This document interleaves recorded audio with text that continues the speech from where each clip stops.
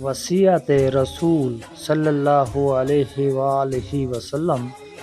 نبی اکرم صلی اللہ علیہ وآلہ وسلم نے عقبہ بن عامر رضی اللہ عنہ کو وصیت کرتے ہوئے فرمایا، اے عقبہ، جو تم سے کٹے اس سے جڑو، جو تمہیں نہ دے اسے دو، اور جو تم پر ظلم کرے اسے معاف کر دو۔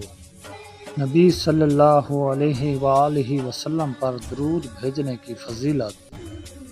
امام شافعی رحمۃ اللہ علیہ فرماتے ہیں، مجھے ہر حال میں نبی صلی اللہ علیہ وآلہ وسلم پر کثرت سے درود بھیجنا پسند ہے، مگر جمعے کے دن اور رات کو بہت ہی محبوب ہے۔ امام غزالی رحمۃ اللہ علیہ فرماتے ہیں، دولت دنیا کی ہو یا ایمان کی، جتنی بڑھتی جائے گی اتنی نیند کم ہوتی جائے گی۔